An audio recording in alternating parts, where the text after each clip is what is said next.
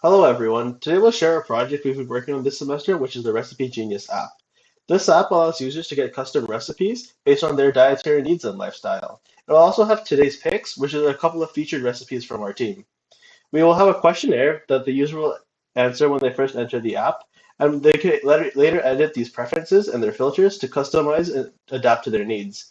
We will use this Binocular API, which is where we get our recipe data from, and we have a hands-free mode with text-to-speech and speech-to-text, so it's to create ease of access while cooking. Furthermore, we have a calendar and an inventory as additional features to the users. We hope you enjoy our app and some of the difficulties we've encountered along the way.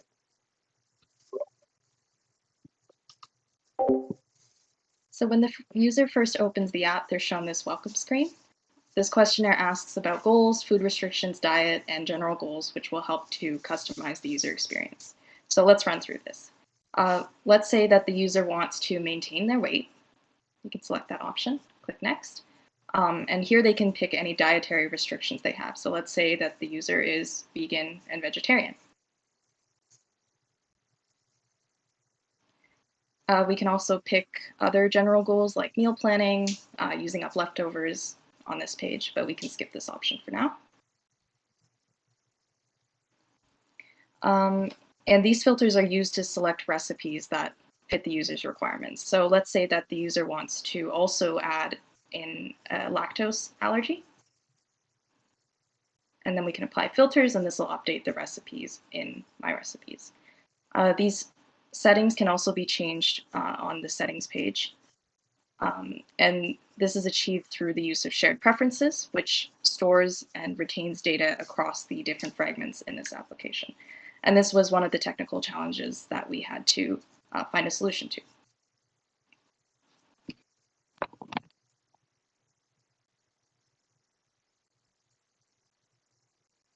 Hey, so I'll be talking quickly about the API. The API we used was Spoonacular, and it allows us to get all of these different recipes that we create in our own objects.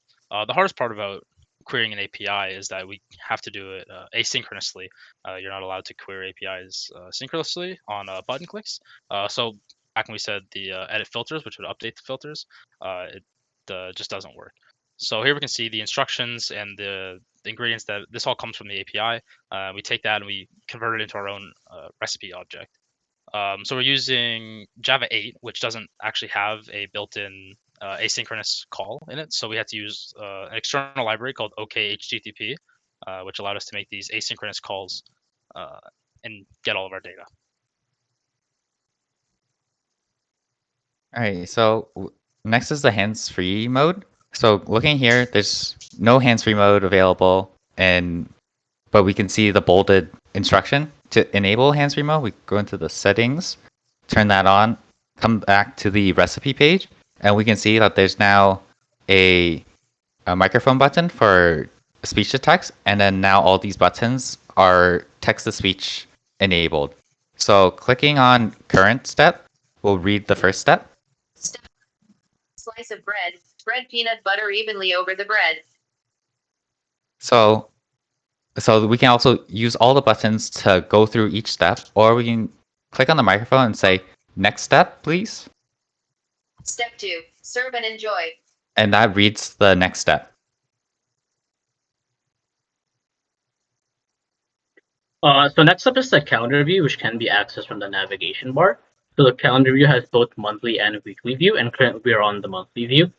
So this monthly view is synced up with actual calendars, so it contains things such as leap years, and it's also able to sync up the weekdays with the date. So if we go to the weekly view, we can see that we can have the ability to add events to the specific date. So if we click on new event and let's say add an event called smoothie, and we're saving it, and you can see that the event appears on that day. And we're able to do this as many times as we want for the specific. And this event is also, if it means that if we go back and forth between the app, it is still able to store that, which is also one of the challenges associated with the calendar view, since we needed to find a way to store all of these events. Another couple of, since the fact that the calendar view activity from Android was not actually be able to be used in this instance, so we had to create all of this from scratch.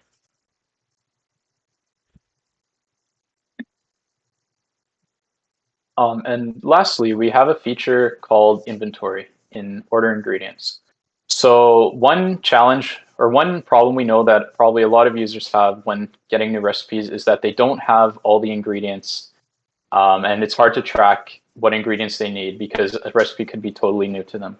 So in this inventory section in our app, we have given the user the ability to add ingredients they already have. For example, salt, potatoes, could be vegetables or seasoning or even meat.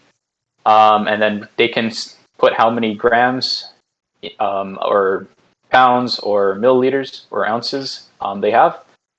And then when when a recipe is done, this will subtract the amount that of that ingredient the recipe used. And even so, if they have these ingredients, we wanted to make it easy for them to have a way to get new ingredients they need for their upcoming recipes. So we put together a section where we have a possible cart with recipes that are not retained in the user's inventory, but they will need it, and a price estimation. So if we go into cart 1 here, we can see that we have a couple ingredients, again, with pound, ounces, and several different measurements. So the user will know what ingredients they need to get for their upcoming recipes. And one issue we had with this was actually getting this info from the previous screen to this cart screen, because objects cannot be stored in our in shared preferences, which is what we use to persist data in our app. So what we needed to do was use an external library called JSON, which basically stringifies JSON data. And then when we come to the screen, we put it back into an object and then parse it to make the ingredients.